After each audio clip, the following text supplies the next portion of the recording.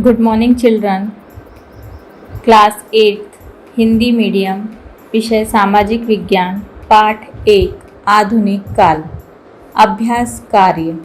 सबसे पहले आपको दिया गया है सही विकल्प पर सही का चिन्ह लगाइए। इतिहास को भागों में बांटा गया है। पहला ऑप्शन दिया है 1, दूसरा है 2, तीसरा है 3 और चौथा है 4। आपका सही उत्तर है 3। ख दिया है इस शताब्दी को आमतौर पर आधुनिक काल की शुरुआत के रूप में लिया जाता है। पहला ऑप्शन है 16वीं, दूसरा है 17वीं, तीसरा है 18वीं, चौथा है 19वीं। तो सही उत्तर है आपका 18वीं। ग देखिए, भारतीय इतिहास की आधुनिक अवधि के लिए इनमें से कौन सा मुख्य स्रोत नहीं है। पहला है समाचार पत्र, दूसरा है ईमेल, तीसरा है पत्रिकाएं, चौथा है पुस्तिकाएं। सही उत्तर है आपका ईमेल। घ देखिए, जब बाबर, हुमायूं और अकबर जैसे मुगल शासकों ने भारत पर शासन किया तो इस अवधि को कहा गया। पहला प्राचीन, दूसरा मध्ययुगीन, तीसरा आधुनिक और चौथा उपरोक्त सभी। सही उत्तर है आपका मध्ययुगीन। आगे देखिए ना, अंग्रेजों ने भारत के आसपास उपनिवेश करना शुरू किया।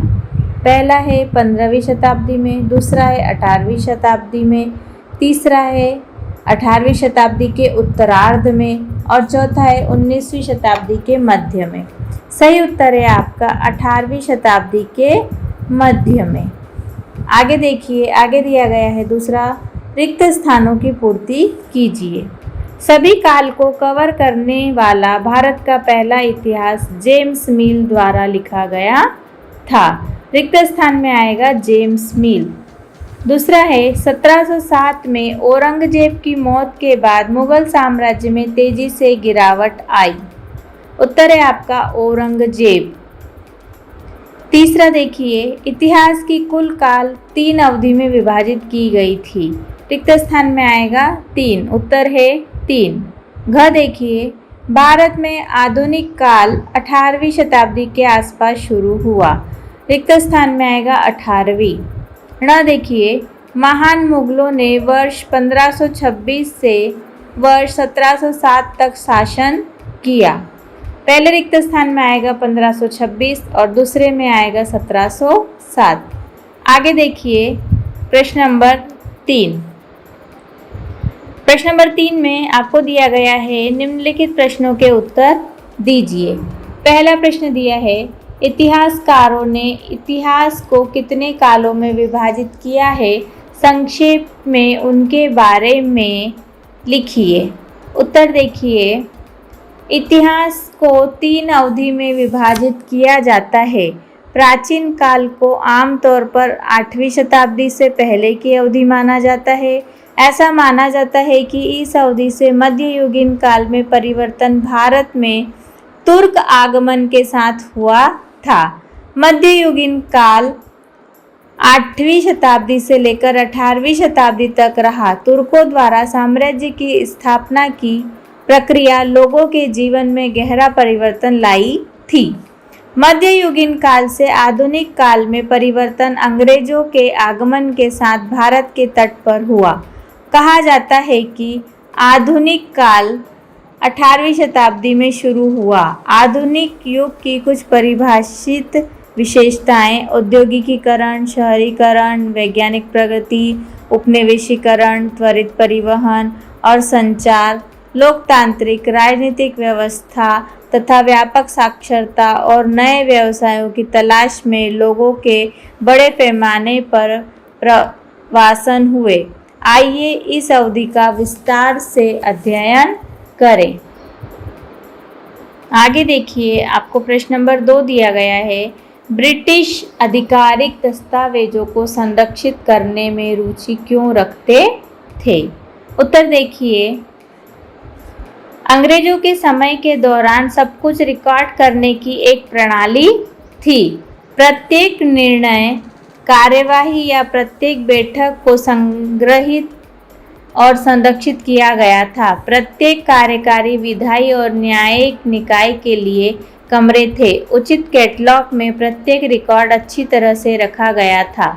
इसने प्रत्येक सरकारी दस्तावेज की उपलब्धता को जन्म दिया और इतिहासकारों को इस अवधि के अपने अध्ययन में अत्यधिक मदद की। इस अवधि के अधिकांश आधिकारिक रिकॉर्ड अब भारत के राष्ट्रीय अभिलेखागार में संरक्षित है। आगे देखिए प्रश्न नंबर 3। आधुनिक काल के लिए साहित्यिक स्रोत क्या है? इतिहास की विभिन्न अवधि पर एक नोट लिखिए। उत्तर ग देखिए, आपको दिया है साहित्यिक स्रोत। इस अवधि के लिए ये स्रोत विविध और भरपूर है। ब्रिटिश सर्वेक्षण की सरकारी रिपोर्ट और मूल दस्तावेज हैं, संग्रहित हैं और संग्रहालयों में संरक्षित है। आधिकारिक रिकॉर्ड। अंग्रेजों के समय के दौरान सब कुछ रिकॉर्ड करने की एक प्रणाली थी। प्रत्येक निर्णय, कार्रवाई या प्रत्येक बैठक को ध्यान से संग्रहित और संरक्षित किया गया था। प्रत्येक कार्यकारी, विधायी और न्यायिक निकाय के लिए कमरे थे। उचित कैटलॉग में प्रत्येक रिकॉर्ड अच्छी तरह से रखा गया था। इसने प्रत्येक सरकारी दस्तावेज की उपलब्धता को जन्म दिया और इतिहासकारों को उस अवधि के अपने अध्ययन में अत्यधिक मदद की। इस अवधि के अधिकांश आधिकारिक रिकॉर्ड अब भारत के राष्ट्रीय अभिलेखागार में संरक्षित हैं। सर्वेक्षण रिपोर्ट। ब्रिटिश शासन के दौरान विभिन्न सर्वेक्षण आयोजित किए गए थे, जैसे जनसंख्या सर्वेक्षण, राजस्व सर्वेक्षण, भूमि सर्वेक्षण इत्यादि। मानचित्र इन सर्वेक्षणों का एक महत्वपूर्ण हिस्सा था। इस अवधि के दौरान ब्रिटिशों द्वारा अनेक भौगोलिक मानचित्र बनाए गए थे। जनगणना संचालन भी शुरू हुआ। ये सभी रिपोर्ट अच्छी तरह से संरक्षित और आसानी से उपलब्ध है। अगला दिया है स्वदेशी रिकॉर्ड। स्वदेशी अभिलेखों में तीर्थ यात्री और यात्रियों, समाचार पत्रों, किताबों, उपन्यासों और पुस्तिकाओं, डायरी और खाते शामिल हैं, जो किसी व्यक्ति की वास्तविक भावनाओं को चित्रित करते हैं। ये रिकॉर्ड अंग्रेजी या क्षेत्रीय भाषाओं में हो सकते हैं। दादा भाई नौरोजी ने अपनी पुस्तक गरीबी और भारत में ग्रेट ब्रिटिश शासन में ब्रिटिश शासन की शोषणकारी प्रकृति पर प्रकाश डाला और लोगों को अंग्रेजों के असली इरादे से अवगत कराया।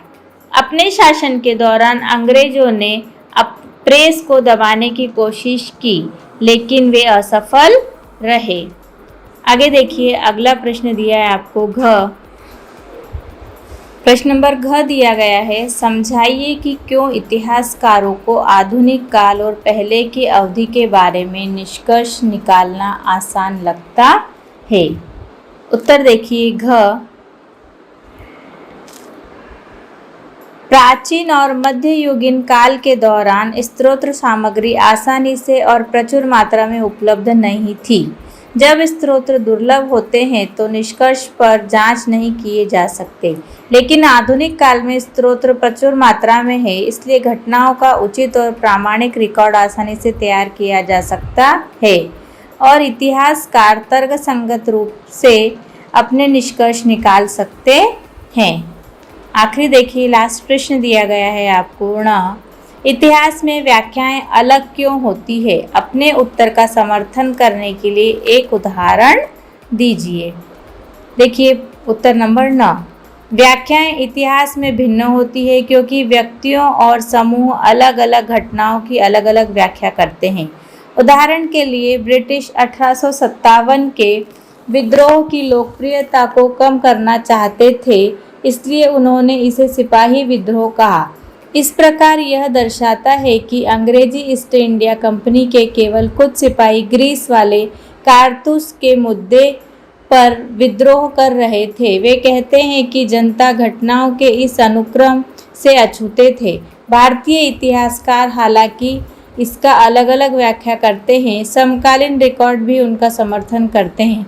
वे हमें बताते हैं कि आम लोगों ने घटनाओं में एक महत्वपूर्ण भूमिका निभाई और इस विद्रोह के लिए वास्तविक कारण ब्रिटिश शासन की शोषणकारी प्रकृति से युद्ध करना था। किसी भी मामले को लेकर विद्रोह हो जाता था। तथ्य यह है कि सिपाही और आम लोग अंग्रेजों को निष्कासित करने के लिए कारतूस का उपयोग करने के लिए तैयार नहीं थे। इसलिए इतिहास में आम तौर पर अलग अलग राय और व्याख्याएं होती है।